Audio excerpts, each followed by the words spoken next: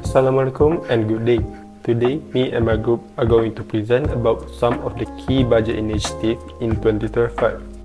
As you all know, the budget was presented in 18th of October 2024. This budget is one of the largest budgets that are ever presented in Malaysia. The total sum of the budget is 421 billion, which is consists of 335 billion for operation expenditure and another 86 billion ringgit for development. As said by our Prime Minister, Datuk Seri Anwar Ibrahim, the goal for this budget is to revitalize our national economy and adapting to transformative change while being able to improve overall well-being of the people. So let's move on to the first initiative in the budget.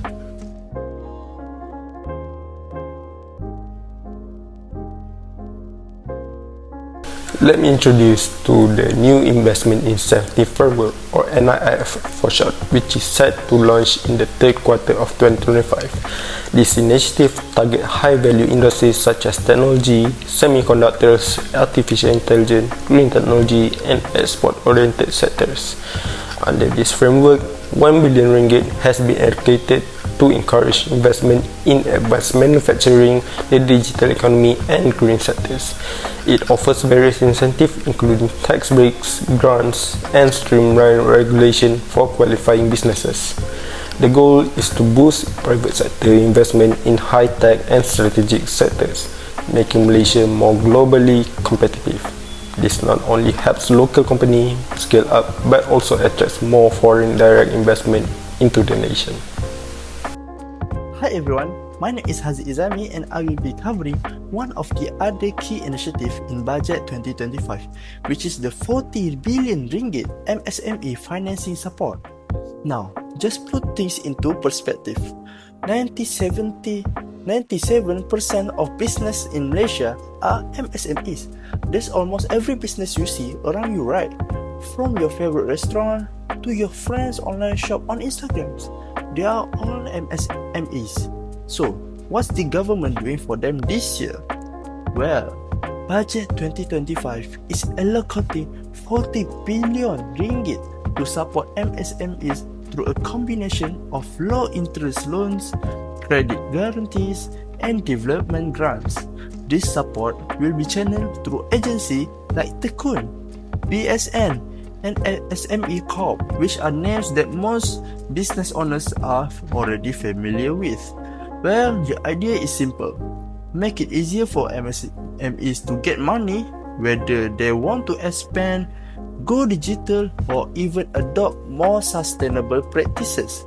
They now have better access to financing. Let's say you are a small local bakery wanting to open a second branch. With this initiative, you could apply for a soft loan through Tekun or get grant support via SME Corp. Or if you are running a small logistic business and want to digitalize your operation, this initiative helps make that possible. And why is this a big deal? Because access to capital has always been a major barrier for small businesses. Big companies can get bank loan easily, but MSMEs often struggle due to lack of collateral or limited financial records. So, with credit guarantees included in this package, banks are now more willing in lend even to smaller players. In short, this initiative doesn't just pump money into the system, it actually helps business confidence, encourage growth, and push our local MSMEs toward digitalization and long-term sustainability. So yes, it's more than just a budget figure, it's a targeted move to unlock the full potential of Malaysia's most important business segments. So see ya in the next point. So now, let's move on to the third initiative, which is Automation and Digitalization Incentive. Today, private companies are strongly encouraged to invest in automation, information, communication technology, and digitalization to remain competitive in fast-changing business environment. To support these efforts, the government offers a range of incentives designed to make digital transformation more affordable and accessible for businesses of all sizes. These incentives include accelerated capital allowances, which allow companies to claim higher tax deductions on their investment in automation equipment and digital tools.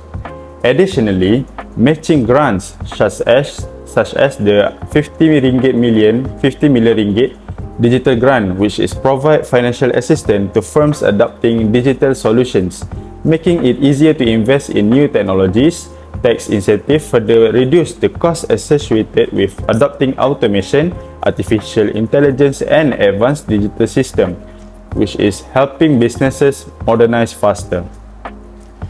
A key part of these incentives is to prepare companies for e-invoicing compliance, with the government planning the full rollout of invoicing by mid-2025. These measures help businesses adopt systems that automate invoicing processes and ensure they meet new regulatory requirements. This readiness will allow firms to avoid last-minute disruptions and penalties, giving them peace of mind as they move towards a fully digital invoicing environment. Overall, this incentive significantly lower the cost of digital transformation, especially for small and medium-sized enterprises. They enable businesses to improve productivity and efficiency through automation, reduce errors, and enhance data management. As a result, companies can operate more competitively and sustainably, positioning themselves for future growth in an increasingly digital economy. So, in conclusion, the government's automation and digitalization incentives are crucial for businesses looking to modernize. By easing the financial burden of adopting new technologies and supporting e-invoicing readiness, this helps companies to increase productivity, stay compliant, and thrive in a technology-driven world. That's all from me. Thank you. Hello everyone. For the next part, let's talk about a game-changing initiative under Malaysia's Budget 2025. The Johor Singapore Special Economic Zone, or JSSEZ, and Forest City Special Financial Zone, also known as SFZ. These zones are part of Malaysia's bold move to strengthen its economic ties with Singapore and position Johor as a hub for cross-border trade, innovation, and high-impact investments. Let's dive into what this means for business and how private sector can benefit it. First, let's understand what these zones are about. The Johor Singapore SEZ and Forest City SFZ are designed to attract private investors, fintech firms, and logistic providers and global service companies. Within this zone, the government will introduce tax incentive, fast-track licensing, and regulatory flexibility to make it easier for business to set up and operate. This combination of benefit is intended to stimulate cross-border trade with Singapore and draw high-value investment into Johor. Essentially, these special zones aim to transform the southern region of Malaysia into a vibrant economic corridor, connecting Johor's strengths with Singapore's global financial and trade network. Why are these special zones important? For businesses, they unlock new opportunities. Export-oriented companies, fintech startup, and logistic provider will find it easier to expand or start operation, especially if they engage with Singapore. This initiative reduce red tape, cut down on unnecessary delays, and boost private sector return in cross-border trade and international business. By simplifying regulation, company can focus more on innovation, competitiveness, and growth rather than navigating bureaucratic hurdles. But these zones are not happening in isolation. They are part of a bigger strategy under Budget 2025 to build a future-ready economy. Let's take a look at how the business support this initiative and what it means for private sector. Budget 2025 has been crafted to be highly business-friendly. It provides comprehensive support for companies aiming to grow, innovate, and digitalize. For instance, RM40 billion has been allocated for SME financing, offering much-needed funds for businesses to scale. Additionally, RM1 billion in initiative has been set aside for high-tech and green industry, encouraging companies to move toward more sustainable and technological advanced operation. The budget also emphasized digital adoption with initiatives like mandatory e-invoicing to improve efficiency and transparency. By digitizing, businesses can not only meet new compliance requirements but also improve productivity and customer experience. Finally, this special economic zone like JS, SEZ and Forest City tie everything together by creating a supportive ecosystem for trade and investment.